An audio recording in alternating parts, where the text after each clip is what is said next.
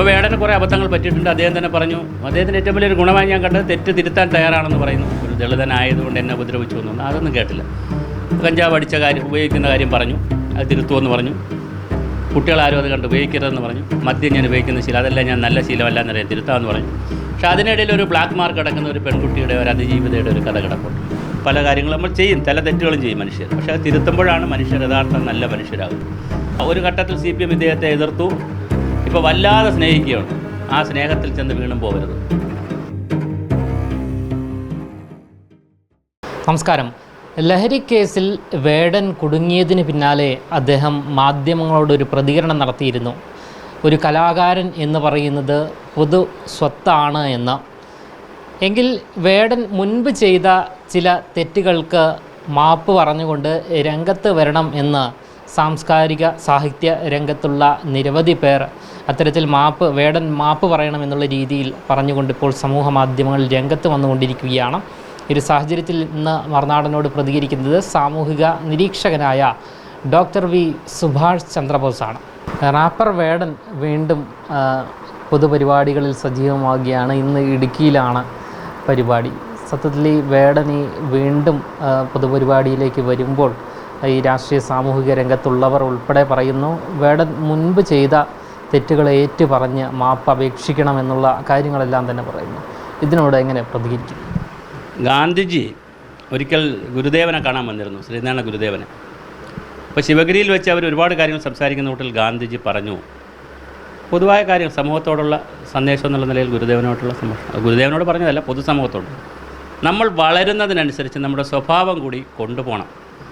സ്വഭാവമായിരിക്കും അവസാനം നമുക്ക് മിച്ചമുണ്ടാവുക, സമ്പത്ത് മാത്രമല്ല. നമ്മളുടെ പേര് കൂടി, നമ്മളുടെ സ്വഭാവം വളരെ പ്രധാനമാണ്. ഇത് വളരെ വലിയ ഒരു മെസ്സേജാണ്. അപ്പോൾ വേടന് കുറേ അബദ്ധങ്ങൾ പറ്റിയിട്ടുണ്ട്. അദ്ദേഹം തന്നെ പറഞ്ഞു, അദ്ദേഹത്തിന് ഏറ്റവും വലിയൊരു ഗുണമായി ഞാൻ കണ്ടത് തെറ്റ് തിരുത്താൻ തയ്യാറാണെന്ന് പറയുന്നു. അത് വലിയൊരു സാധാരണ ഇപ്പം വിനായകനൊക്കെ വലിയ ബോളം ഉണ്ടാക്കി, വ്യവസ്ഥിതിക്കെതിരെയൊക്കെ വലിയ ബോളം ഉണ്ടാക്കി, ഞാൻ ദളിതനായതുകൊണ്ടാണ് അങ്ങനെ. ഇയാൾ ഒരു സ്ഥലത്തും പറയുന്നത് കേട്ടില്ല, ഒരു ദളിതനായതുകൊണ്ട് എന്നെ ഉപദ്രവിച്ചു എന്നൊന്നും അതൊന്നും കേട്ടില്ല. കഞ്ചാവ് അടിച്ച കാര്യം ഉപയോഗിക്കുന്ന കാര്യം പറഞ്ഞു, അത് തിരുത്തുമെന്ന് പറഞ്ഞു. കുട്ടികളാരും അത് കണ്ട് ഉപയോഗിക്കരുതെന്ന് പറഞ്ഞു. മദ്യം ഞാൻ ഉപയോഗിക്കുന്ന ശീലം, അതെല്ലാം ഞാൻ നല്ല ശീലമല്ല എന്നറിയാം, തിരുത്താമെന്ന് പറഞ്ഞു. പക്ഷേ അതിനിടയിൽ ഒരു ബ്ലാക്ക് മാർക്ക് കിടക്കുന്ന ഒരു പെൺകുട്ടിയുടെ ഒരു അതിജീവിതയുടെ ഒരു കഥ കിടപ്പുണ്ട്. ഞാൻ വേടനോട് പറയുന്ന, വേടന് ഇപ്പോൾ ഇത്രയും പബ്ലിസിറ്റിയൊക്കെ കിട്ടിയ സാഹചര്യത്തിൽ വേടൻ ഇഷ്ടപ്പെടുന്ന രീതിയിലുള്ള സുന്ദരിയായ, അല്ലെങ്കിൽ ഞാൻ സൗന്ദര്യം വേറെ അർത്ഥത്തിൽ പറഞ്ഞു, വേടൻ അങ്ങനെ ഉണ്ടെങ്കിൽ സ്ത്രീകളെല്ലാം കിട്ടും, പ്രായഭേദമന്യേ കിട്ടും, ആരാധകരായിട്ട് കിട്ടും. വേടൻ എന്താഗ്രഹിച്ചാലും നടക്കുന്ന രീതിയിൽ കിട്ടും. അതിന് സെലിബ്രിറ്റി ആയി കഴിഞ്ഞു പുള്ളി. അതുകൊണ്ട് ഒരു പെൺകുട്ടികളെയും എന്ത് ചെയ്യാൻ പാടില്ല, ഉപദ്രവിക്കാനോ അവരെ അനുവാദമില്ലാതെ അവരെ പീഡിപ്പിക്കാനോ അവരുടെ അടുത്ത് പോയി ശല്യം ചെയ്യാനോ ഒന്നും നടക്കേണ്ട കാര്യമില്ല. ചെയ്തു പോയ തെറ്റിന് എന്ത് ചെയ്യണം, പൊതുമാപ്പ് പറയണമെന്നാണ് സാറാ ജേസനെ പോലെയുള്ളവർ പറയുന്നത്. പൊതുമാപ്പ് പറഞ്ഞാൽ വേടൻ്റെ പദവി കൂടുകയുള്ളൂ. കാരണം നമ്മളൊരു തെറ്റ് ചെയ്തു, അതൊരു പ്രായത്തിൽ ചെയ്തു, സഹപ്രവർത്തകരൊക്കെ ഉണ്ടായിരുന്നു, ചിലപ്പോൾ കൂടെ ഉള്ളവരൊക്കെ ചെയ്തു, പല കാര്യങ്ങളും നമ്മൾ ചെയ്യും, ചില തെറ്റുകളും ചെയ്യും മനുഷ്യർ. പക്ഷേ അത് തിരുത്തുമ്പോഴാണ് മനുഷ്യർ യഥാർത്ഥ നല്ല മനുഷ്യരാകുന്നത്. നമുക്ക് ചരിത്രം തന്നെ നോക്കൂ. നമുക്കൊരു വേടൻ, അതൊരു വേടനായിരുന്നു. വേടൻ രത്നാകരൻ തിരുത്തിയപ്പോൾ നമുക്കൊരു രാമായണം കിട്ടി. ആലോചിച്ച് നോക്കുക, എത്ര വലിയ ചരിത്രമുള്ളൊരു പരമ്പരയുള്ളൊരു നാടായത്. അപ്പോൾ അതുകൊണ്ട് വേടൻ തിരുത്തണം, 100% തിരുത്തണം. പിന്നെ വേടൻ്റെ ചില പാട്ടുകളിൽ, എല്ലാത്തിലും ഇല്ല, ചില പാട്ടുകളിൽ ഞാൻ കേൾക്കുമ്പോൾ വല്ലാതെ ജാതി പറയുന്നുണ്ട്. ജാതി തീർച്ചയായിട്ടും ഉണ്ട്, ജാതി വ്യവസ്ഥയുണ്ട്, ദളിതന്മാർക്ക് ബുദ്ധിമുട്ടുണ്ട്, ഇവിടെ വസ്തുവില്ലാത്തതിന് പ്രശ്നങ്ങളൊക്കെ ഉണ്ട്. പക്ഷെ അവതരിപ്പിക്കുന്നതിൽ കുറച്ചുകൂടി ഒരു ഷാർപ്പ്നെസ് ആവാം, പോളിഷ് ആവണ്ട, പക്ഷേ മതസ്പർദ്ധ ഉണ്ടാക്കുന്ന രീതിയിലാവാൻ പാടില്ല. അത് പിന്നെ ഒരു ബുദ്ധിമുട്ട് സമൂഹത്തിൽ കുറച്ച് കഴിയുമ്പോൾ ഒരു വേർതിരിവുണ്ടാക്കും. ഇപ്പോൾ അതുപോലെ തന്നെ CPM ഒരു ഘട്ടത്തിൽ CPM ഇദ്ദേഹത്തെ എതിർത്തു. ഇപ്പോൾ വല്ലാതെ സ്നേഹിക്കുകയാണ്. ആ സ്നേഹത്തിൽ ചെന്ന് വീണും പോകരുത്. അങ്ങനെയുണ്ട്. സ്നേഹത്തിൽ വീണുപോയി ഒരു പാർട്ടിയുടെ ഭാഗമായി നിന്ന് പിന്നെ അതിൽ നിന്ന് ഊരാൻ പ്രയാസമായിരിക്കും. അവർ ഈ CPMനെയൊക്കെ സംബന്ധിച്ചിടത്തോളം കൂടെ നിൽക്കുമ്പോൾ അവർ വല്ലാതെ കൂടെ നിർത്തും, കളയുമ്പോൾ അവർ വല്ലാതെ കളയും. അത് ആരെ കളഞ്ഞാലും കളയും. ഗൗരിയമ്മ അടക്കമുള്ള ആളുകൾ കളഞ്ഞപ്പോൾ വല്ലാതെ കളഞ്ഞിരിക്കുകയാണ്. ഇപ്പോൾ VSനെ ഒന്നും മൈൻഡ് ചെയ്യുന്നില്ലല്ലോ. അപ്പോൾ ഓരോരുത്തരും MP രാഘവൻ അതുപോലെ കൂടെ വന്നവരെയൊക്കെ അവർ കളഞ്ഞാൽ വല്ലാതെ കളയും. അതുകൊണ്ട് സ്നേഹത്തിൽ വന്നിരിക്കുന്നു, നല്ലതാണെന്നൊക്കെ പറയുന്നു. ഇന്ന് ഗവൺമെൻറ്റിൻ്റെ പരിപാടി തന്നെ കൊടുത്തിരിക്കുന്നു. ചിലപ്പോൾ ഒരുപക്ഷെ ഇടുക്കിക്ക് പുറമേ ബാക്കി ഗവൺമെൻറ് പരിപാടികൾ ഇനിയും കിടക്കുകയാണ്, പല ജില്ലകളിലും കിട്ടിയേക്കാം. മുരുകൻ കാട്ടാക്കട കഴിഞ്ഞ ദിവസം പറഞ്ഞു ഞങ്ങൾ വിളിക്കുമെന്ന് പറഞ്ഞു. അങ്ങനെ എല്ലാവരും ഇനി വിളിക്കും, പുള്ളിയെ വിളിക്കും. പക്ഷേ അതെല്ലാത്തിനടുത്തും പുള്ളി എന്ത് പാലിക്കണം, ഒരു കീപ്പ് ഡിസ്റ്റൻസ്, ഒരു മിതത്വം പാലിച്ചുകൊണ്ട് പുള്ളി വളരാൻ നോക്കണം. കാരണം പുള്ളിക്ക് ഒരുപാട് കാര്യം സംഭാവന ചെയ്യാൻ കഴിയും. പുള്ളിക്കൊരു സംഗീത മികവുണ്ട്. പിന്നെ അതുപോലെ തന്നെ നല്ല വരികൾ എഴുതാൻ അറിയാം, അത് പ്രകടിപ്പിക്കാൻ അറിയാം, ഒക്കെ അറിയാം. നല്ല പക്വതയോടുകൂടി പോയാൽ നമുക്ക് എ ആർ റഹ്മാനെ പോലുള്ള ആളുകളുണ്ടല്ലോ.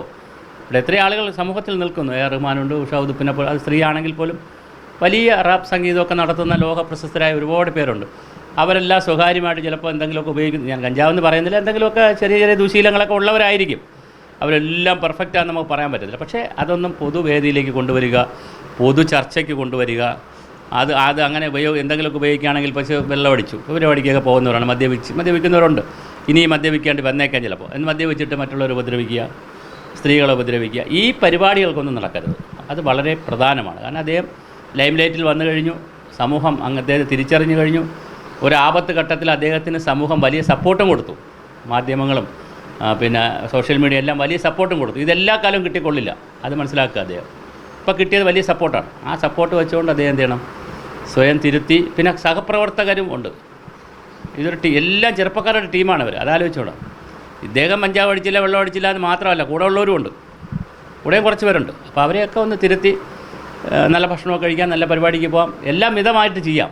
അമിതമാകുമ്പോഴാണല്ലോ മറ്റൊരാളിന് ഉപദ്രവം ഉണ്ടാക്കുന്ന രീതിയിൽ, സമൂഹത്തിന് ഉപദ്രവം ഉണ്ടാക്കുന്ന രീതിയിൽ, പ്രത്യേകിച്ച് സ്ത്രീകൾക്കും കുട്ടികൾക്കും ഉപദ്രവം ഉണ്ടാക്കുന്ന രീതിയിലൊന്നും പോകരുത്. കാരണം ഈ വേടനെ സംബന്ധിച്ചിടത്തോളം കുട്ടികൾ മാത്രമല്ല, മുതിർന്നവരും ഒക്കെ ഇത് ആസ്വദിക്കുന്നുണ്ട്, അയാളുടെ സംഗീതം ആസ്വദിക്കുന്നുണ്ട്. പിന്നെ സംഗീതം ആസ്വദിക്കുന്നതിൽ ദളിതന്മാർ മാത്രവുമല്ല, അത് മനസ്സിലാക്കുക. വേടൻ മനസ്സിലാക്കേണ്ട മറ്റു കാര്യം, ഈ ദളിതൻ്റെ പാട്ടുകളൊക്കെയാണ് കൂടുതൽ പാടുന്നതെങ്കിൽ അത് കേൾക്കുന്നത് ദളിതന്മാർ മാത്രമല്ല, അല്ലെങ്കിൽ പട്ടികജാതി പട്ടികവർഗത്തിലെ പിന്നോക്ക വിഭാഗക്കാരോ മാത്രമല്ല, പൊതുസമൂഹം മൊത്തം കേൾക്കുന്നുണ്ട്. അപ്പോൾ ആ പൊതുസമൂഹം കേൾക്കുന്നു, അവർ പോകുന്നു. ഇപ്പോൾ പല നിശാഗന്ധിയിൽ പരിപാടി നടത്തി, ഒരുപാട് സ്ഥലത്ത് പരിപാടി നടത്തി, അവിടെ എല്ലാം വന്നവരെല്ലാം താഴ്ന്ന ജാതിക്കാരാണെന്നൊന്നും പറയാൻ പറ്റത്തില്ല.